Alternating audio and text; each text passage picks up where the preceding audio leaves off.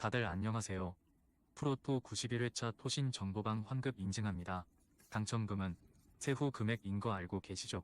다들 아시겠지만 한 경기 취소되어 당첨금이 반토막 났지만 그래도 당첨 모두 축하드리며 오늘 경기도 분석 시작해보겠습니다. 금일 첫 번째 경기 울산현대 대 전북현대 분석 시작해 보겠습니다. 전반적으로 불안감이 없지는 않다. 특히 지난 경기에서는 상대의 저돌적인 돌파에 당할 뻔했던 모습. 수비진의 노쇠화라는 문제가 확실히 문제라고 볼 여지는 있어 보였다. 물론 공격으로 어쨌든 승점 1점이라도 가져온 것은 다행이라고 볼 여지가 있었지만 사실 강원의 버스 세우기를 돌파하지 못하고 져버린 케이스도 있었기 때문에 확신하기는 어렵다. 김두현 감독의 전술적인 색채를 보여주기는 했다. 일단 공격과 수비에서의 포메이션을 다르게 운영하면서 어느 정도 유연한 변화를 보여주는 모습. 물론 아직 적응력이 부족한 선수들과 전병관의 퇴장으로 인한 수적인 열세가 패배로 팀을 이끌기는 했어도 어쨌든 감독의 색채와 시간이 지날수록 선수들의 전술적인 수행 능력이 올라가는 점이 보이기는 했다. 무승부 양상을 기대해본다. 일단 전북이 공격과 수비에서 모두 나름의 개선점을 보여주는 등 희망적인 부분이 없지는 않았던 모습. 특히 수비와 공격에서의 운영을 다르게 가져가는 면모가 컸다. 울산이 수비에서는 기동성, 공격에서는 내려앉는데 약점을 보이는 등 완벽한 팀이라고 보기는 어렵다. 금일 두 번째 경기 김포FC 대 전남드래곤 분석 시작해 보겠습니다. 전반적으로 김포가 전남을 상대로는 상성이 어느 정도 좋다. 선수 비후 역습을 선보이는데 김포를 상대로도 공격성을 숨기지 않는 전남을 수비와 카운터로 저격하는 식. 일단 김포가 홈에서 6연전을 펼치는 상황이라서 일정 자체는 좋은 상황이라고 할 수는 있을 것. 그나마 인저리 타임에서의 실점이 5개 티라고 할 만하지만 후반전에도 외국인 공격수들을 투입시키면서 만만하게 물러나는 모습은 아니다. 전남의 최근 기세는 상당히 좋다. 특히 원정으로 가는 상황에서는 일정이나 이동수단 관리를 꼼꼼하게 하면서 지난 시즌보다 원정 리스크를 줄이고 있는 모습이다. 물론 구조적인 문제까지는 어쩔 수 없긴 하다. 라인을 극도로 올리는 이장관 감독의 특성상 역습 커버라는 면모에서는 상당히 문제가 있는 팀인 것이 사실. 전남의 기세나 일정 관리가 상당히 괜찮다. 김포가 만만한 상대를 만났다고 할 수는 없을 것. 다만 선수 비후 역습 성향이 라인을 양껏 올리는 전남과의 상성이 좋은 편이기도 하고 김포의 후반 승부수의 적중률이 최근 굉장히 좋다. 차이가 아주 크다고 보지는 않지만 김포가 유리하다고 볼 여지는 있다. 금일 세 번째 경기 수원FC 대 인천 유나이티드 분석 시작해 보겠습니다. 지난 경기에서는 중간에 권경원이 이탈하는 악재가 있었다. 다만 팀 전체가 수비에 들어간 상황에서 교체로 들어간 잭슨도 수비적인 역할을 잘해주는 모습. 일단 이승우와 지동원이 장염 증세에서 회복되는 등 공격진에서도 일단 제주전보다는 숨통이 트이기는 할 듯. 물론 이승우가 90분 내내 뛸 수는 없다는 점과 인천의 수비는 늘 부담이라는 점이 변수이기는 할 것 같다. 인천의 제르소 효과는 컸다. 다만 울산에게는 항상 강했던 제르소지만 수원FC가 수비적으로 나서는 상황에서는 별다른 힘을 쓰지 못했던 것도 사실은 사실이다. 지난 1차전에서도 평정은 6점대 초반에 그쳐버리는 모습. 수원FC가 박공 시절이었던 상황에서는 공격과 역습이 서로 부딪히는 면모를 보이기도 했는데 일단 전반적인 페이스가 이번 매치에서는 잠잠하지 않을까 생각되기는 한다. 무승부를 기대해보고 있다.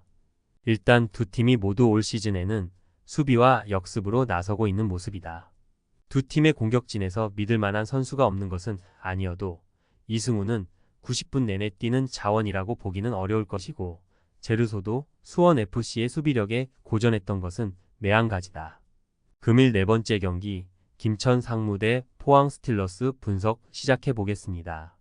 공격 전개는 되는 것 같은 상황인데 결정력이 따라주지를 못하고 있다. 최근 3경기 1득점인 것도 있지만 두 번의 매치에서는 도합 33개의 슈팅을 기록했음에도 골을 기록하지 못했기 때문. 일단 이영준이나 강현묵의 감각 자체가 좀 떨어진 듯한 상황. 포항과의 경기에서도 골을 넣는 것이 쉽지는 않았다.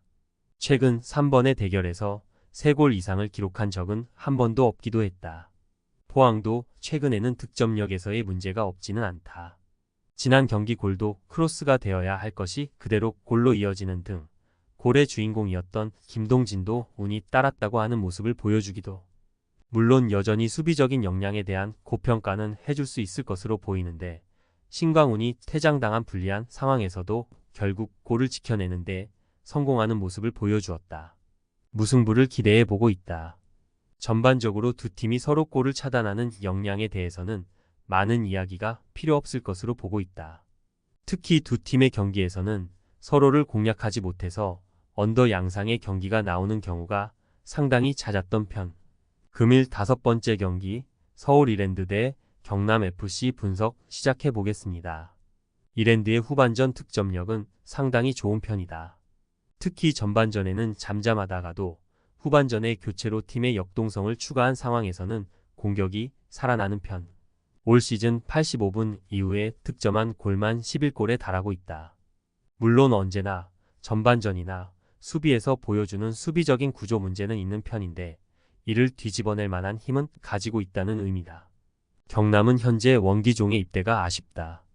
이랜드에게 시즌마다 득점포를 적립할 정도로 이랜드에게 강한 면모를 보여주던 자원이기 때문. 결국 공격력도 보장할 수 없는 상황에서 안산에게 2-0으로 승리를 기록한 경기가 유일한 클린시트 경기일 정도로 불안한 수비가 상당히 까다롭게 느껴질 것. 특히 이기고 있는 상황에서도 집중력이 분산되는 경우가 너무 잦다. 이랜드가 승리를 기록할 것으로 보고 있다. 후반전에 역동성을 챙기면서 공격을 하는 능력이 상당히 훌륭한 모양새다. 경남이 이기는 상황에서도 이를 지키는 능력은 모자란 편. 게다가 원기종이 없는 상황에서는 경남이 이랜드에게 강했던 공격수 하나를 빼고 플레이를 하는 것으로 생각할 수도 있을 것이다. 금일 6번째 경기 안산 그리너스 대 성남FC 분석 시작해 보겠습니다. 지난 시즌에는 임관식 감독이 닭공 전술로 성남을 이번 잡아내기도 했다. 다만 현재는 빈공에 시달리고 있는 모습. 압박의 질이 높아지면서 상당히 실점 커버 능력이 좋아진 모습이지만 부산을 상대로 1-0으로 이긴 지난 경기에서도 공격이 확 터져버리는 모습은 아니었다. 임관식 감독도 에이스 김범수의 침묵이 길어지고 있는 것에 대해서 안타까움을 표출했을 정도. 성남도 상당히 행보가 불안하다. 특히 수비가 11경기 연속으로 실점을 내주고 있는 모습. 특히 상대가 빌드업을 하는 상황에서 공간을 내주면서 끌려다니는 경우가 잦은 점이 매우 아쉬울 것. 문제는 공격에서는 외국인 선수에 대한 기량 의존도가 높다는 것. 이 때문에 공격력이 확보되지 않은 상황에서 수비가 흔들리고 있는 현재 상황은 당연히 달갑지가 않다. 무승부를 기대해 보고 있다. 일단 성남의 수비가 꽤 불안한 상황. 공격력도 보장이 안 된 상황이라서 성남의 현재 상태가 좋지는 못하다. 다만 안산도 실점을 줄이는 수비는 좋지만 공격력에서는 정확도가 상당히 떨어지는 모습. 결국 찬스는 많지만 성과를 보장하기는 어려울 것으로 본다. 토신 최종 조합은 영상 아래 고정 댓글로 말 걸어주시면 토신 정보방에서 무료로 공유해드립니다. 제발 손해보면서 토토하지 말고 다같이 웃으면서 즐겁게 베팅합시다. 함께 하실 분들은 부담 갖지 마시고 편하게 말 걸어주세요.